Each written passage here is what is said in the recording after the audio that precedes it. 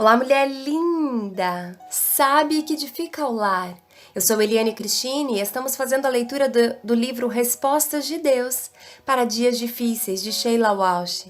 Esta leitura foi autorizada. Para a aquisição do livro, entre em contato com a editora Thomas Nelson. Leitura número 12, Providência. Pai, eu oro pela amiga que me ouve. Ensine a confiar em teu cuidado. Ensine a ela a descansar em teus braços de amor. Eu oro em nome de Jesus, amém. A oração para uma provisão recebida diz muito sobre nós, de acordo com o Dr. Ralph Wilson. Em outro artigo intitulado Não Peça pela Bênção, Ofereça Uma, ele observa: como foi então que nós, cristãos, passamos a abençoar a comida no lugar de abençoarmos Deus? Tradição, hábito, um pouco de confusão pode ter advindo da tradução da passagem que acabo de citar. Na versão da Bíblia do Rei Jaime, lê-se em Mateus 26, 26. Enquanto comiam, Jesus tomou o pão e, abençoando-o, partiu e deu a seus discípulos, dizendo: tomai e comei, isto é o meu corpo. Almeida Revisada. Observem o pequenino pronome o, acrescentando após a palavra abençoando. A palavra o não faz parte do texto grego e é por isso que está grifada na edição da Bíblia do Rei Jaime. Mas abençoe-o significa algo bem diferente de abençoe a Deus. Esse acréscimo de uma palavrinha pode ter corrompido a forma como oramos antes das refeições, para um modo que não era de modo algum a intenção de Jesus. Eu não sabia disso, mas não é que faz muito sentido? Por que pediríamos a Deus para abençoar a comida quando ela já foi abençoada por sua provisão? É o próprio Deus que abençoamos. Assim, Jesus abençoa a Deus, parte a comida e dá a cada discípulo para que distribua pela multidão. E depois que todos já tinham comido tanto quanto desejavam, os discípulos recolheram tudo o que sobrou em 12 cestas. A palavra grega empregada para cestas é kofinos e significa uma grande cesta para ser carregada. É a mesma palavra usada para as cestas que os soldados romanos usavam para carregar seus equipamentos. Em outras palavras, não havia sobras. Deus sempre dá mais. Pergunto-me quantas vezes os discípulos tiveram de retornar a Jesus para buscar mais, à medida que distribuíam a comida a uma grande multidão. Pense nisso. Havia apenas 12 discípulos e talvez houvesse mais de 10.000 pessoas, então eles voltavam mais e mais vezes para voltarem a encher suas cestas. E cada vez visualizo a mensagem indo mais e mais a fundo. Jesus pode prover mais do que você jamais precisará. Jesus pode prover mais do que você jamais precisará. Jesus pode prover mais do que você jamais precisará. Com cada um desses lembretes, penso nos detalhes dessa história. Jesus não apenas fez o suficiente para todo mundo, mas fez bem mais do que o bastante. Ele não escolheu um grande cozinheiro ou um grande fornecedor de alimentos naquele dia, mas sim um pobre rapaz e seu almoço modesto. Quando algumas pessoas não são reconhecidas ou são mesmo negligenciadas e ignoradas, como as mulheres e crianças daquela colina naquele dia, considerando o fato de que só os homens foram contados, Jesus os usa para seus milagres e provém a eles de qualquer forma. Afinal de contas, Deus fez com que Jesus não olhasse somente para nossas necessidades imediatas, mas também para as nossas necessidades fundamentais, nosso conhecimento de que em Cristo temos nosso lugar, nosso propósito e nosso valor. Cristo então demonstra como podemos lembrar disso. Após a multidão ter sido alimentada e as necessidades imediatas atendidas, ele torna a recuar. Mostra-nos que até o filho precisa de seu pai para repouso, restauração, para a providência, a glória e o abrigo de Deus. E assim Jesus, exausto, vai para as montanhas para ficar a sós com Deus. Os discípulos nesse meio tempo voltam ao barco e se dirigem a Cafarnaum. Estão cansados por tudo o que passaram, maravilhas e provações na estrada do ministério, decepções e medo em relação ao assassinato de seu amigo João Batista. Estresse por serem perseguidos pelas multidões, deslumbramento por mais um milagre de Jesus, exaustão física por conta da distribuição de comida e controle da multidão de 5 a 10.000 pessoas. É claro que nesse estado, durante a noite uma tempestade irá surgir e que as ondas se encresparão. Mas não é assim que acontece na vida? Você está espremido e apertado pelas demandas, preocupações e ansiedades sobre como é que tudo vai se resolver, e então, quando vem certo alívio, outra tempestade chega. Assim o vento está soprando, as ondas arrebentam contra o barco, os discípulos estão tentando se manter juntos, estão remando e remando, dando ao máximo para se manterem à tona, exaustão, fadiga. E então avistam uma figura se aproximando, um homem andando sobre as águas, estão aterrorizados. Seus corações, assim como seu pequeno barco, estão sacolejando e afundando em confusão.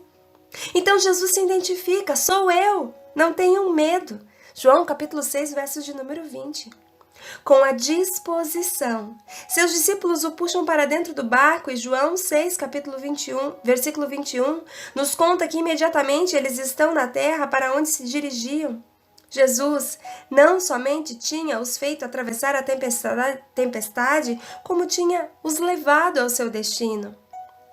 Aleluia! Pela manhã, a multidão atônita pelo relato do que ocorreu pela região do banquete divino que foi promovido, procura por Jesus. Porque sabem que só havia um barco e que Jesus não tinha embarcado nele. Quando não conseguem encontrá-lo, entram em seus barcos e velejam para Cafarnaum. Quando encontram Jesus, querem saber como que ele chegou até ali. Mas mais do que isso, querem saber o que devem fazer agora que viram esse impressionante ato de Deus. Seu assombro tem raiz na descrença e eles pedem por mais um sinal. É difícil acreditar que, depois de tudo o que viram, ainda queiram mais um sinal. Será que nós somos diferentes? Dizem que têm direito a um sinal porque não foi assim com Moisés que forneceu maná a seus ancestrais no deserto? Jesus lhes diz: digo-lhes a verdade, não foi Moisés quem lhes deu o pão do céu, mas é meu Pai quem lhes dá o verdadeiro pão do céu. Pois o pão de Deus é aquele que desceu do céu e dá vida ao mundo. João capítulo 6, do versos 32 ao 33. Na alimentação dos 5.000, o pão miraculoso, mais abundante do que qualquer um poderia comer, é um símbolo do próprio Jesus. A sustentação divina que vem do nada e preenche cada necessidade. E mais ainda, a resposta de Cristo à multidão naquele dia é a sua resposta para nós. Eu sou o pão da vida. Aquele que vem a mim nunca terá fome. Aquele que crê em mim nunca terá sede. João capítulo 6, versos 35. Jesus lhes diz e diz a nós: sou tudo do que você precisa. Eu sou tudo do que você precisa. Eu, Jesus, sou tudo o que você precisa, mulher. Jesus não é somente o fornecimento de nosso pão de cada dia. Ele é o nosso pão de cada dia. Uma promessa para todos os tempos. Não há necessidade nossa que Deus não possa ou não esteja disposto a atender. Deus não precisa de nosso dinheiro ou de nosso tempo ou recursos, mas Ele nos convida à divina aventura de ser seu parceiro para ver o que somente Ele pode fazer. Em sua graça, Ele ama obrar por meio de nós. Podemos passar o resto de nossas vidas olhando para o que não temos, ou podemos trazer tudo o que temos e somos para Ele e assistir os milagres acontecerem. O meu Deus suprirá todas as necessidades de vocês de acordo com as suas gloriosas riquezas em Cristo Jesus. Filipenses capítulo 4, versos 19.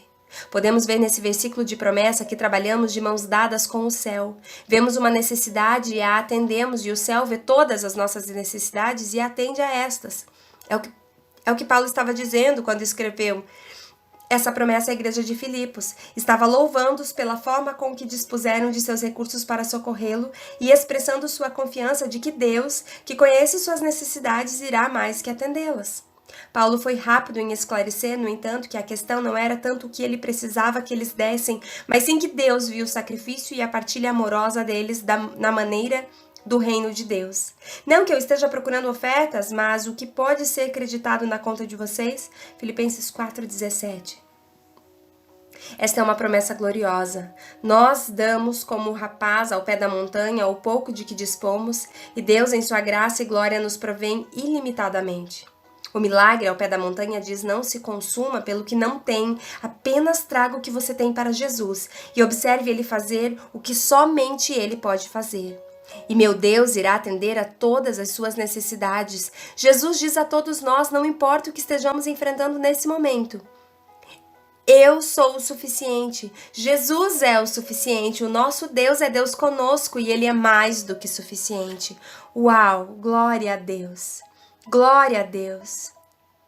Jesus não somente fez os discípulos atravessarem a tempestade depois de tão grande testemunhos eles haviam presenciado, eles testemunharam em terras longínquas, operaram sinais e milagres, voltaram a ter com Jesus, souberam da morte de João Batista, foram para um lugar reservado, lá as multidões o cercaram, tiveram que receber e viver novamente um grande milagre de alimentar toda aquela multidão, muito provavelmente cerca de quase 14 mil pessoas, porque 5 mil homens eram contados, fora mulheres e crianças, viúvas, enfim.